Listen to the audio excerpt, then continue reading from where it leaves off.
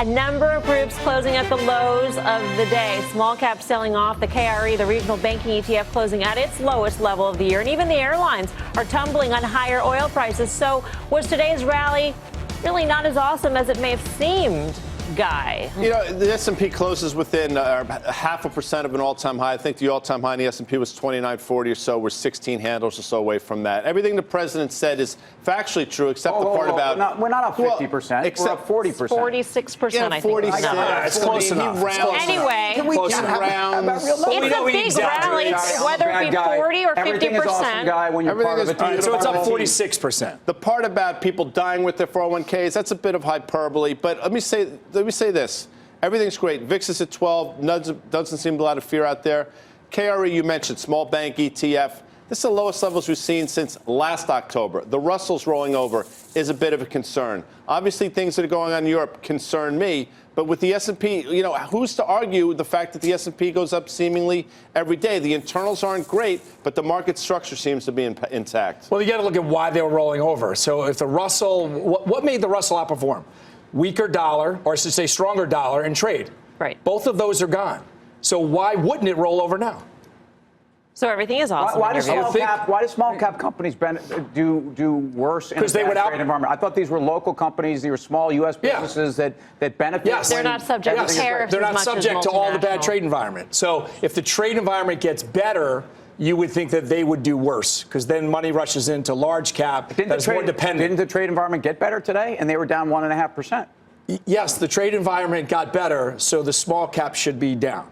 Because the trading... Theoretically, they should be more insulated from trade war fears because they're not as subject to tariffs. So they were getting pushed higher because they were the best game in town. They were the best game in town. Exactly. Right. All right. Okay. Everything is awesome when you're part of a team. You didn't see the dollar. You didn't see the dollar make new highs. So it wasn't as if the dollar came in, but it didn't make new highs. What do you think, Karen? Well, for me, trade has really been at the very top of my list of worries. So I'm very happy to see a trade deal. I think that we sort of were getting a sense that things were heading the right way, I think, on Friday, and that maybe there could be a deal. So it wasn't such a big surprise to the upside, but that's important to me. The thing that I think made the market sort of start to roll over was energy prices really starting to move, which Tim has been on for a long time.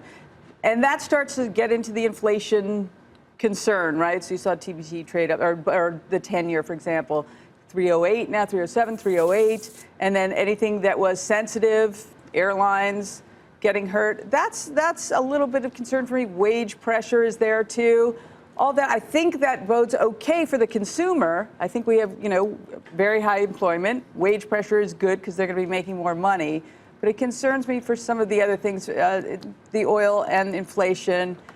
However, for banks, I think it's good. Well, look, if you look at the correlation between oil prices and bond yields, we've seen this a couple different times. And, yeah, I think it's inflationary, although, the consumer didn't benefit.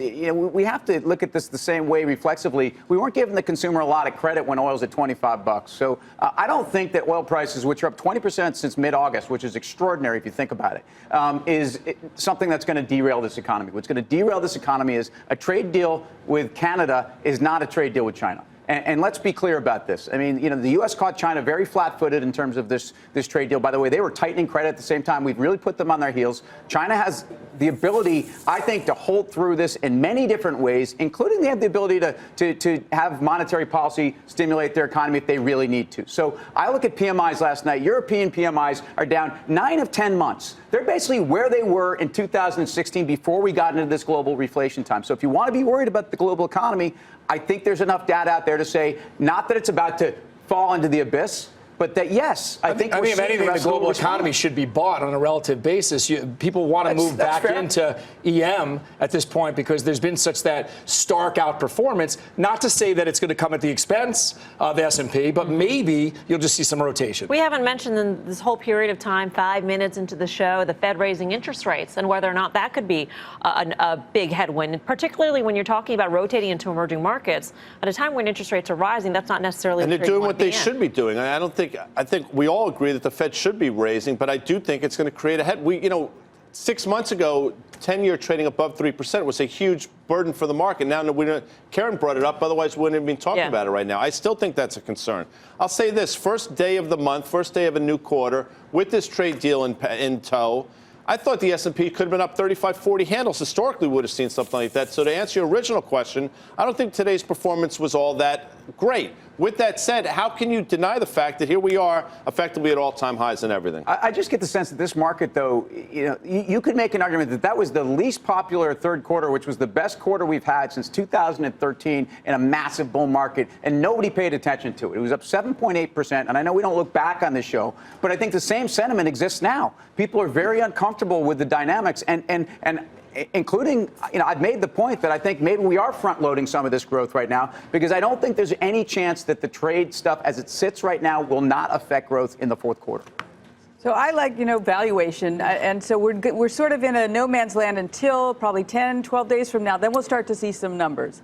That's what I think could put a floor, or not, it doesn't need a floor. I think that could give us more upside. But what sectors do we want to be in the last quarter of the year? Do we want to be in, let's say, healthcare, which was the top performing sector in the third quarter? I think so, yeah, and we've talked about that for a while. I think healthcare is sort of the under the radar. It's becoming now, more people are talking about it, but it's been under the radar. And you look at it, for example, I think your final trade last week was Pfizer, and that stock's performed extraordinarily well ever since President Trump put a bullseye on their back 3 or 4 months ago. So I still think healthcare, in terms of valuation and in terms of the fact that nobody's really focused on it, still is in play. Healthcare, tech, consumer discretionary. Tech still. So tech, still the news sector tech, not communication services. Yeah, it might be a little bit of both because they're both there. Because communication services are actually your new discretionary, basically, when you get the Netflix there. So even though Amazon is left behind, I think it's Amazon, I think it's Netflix, and I do think it's still Apple, and I do think it's healthcare as well.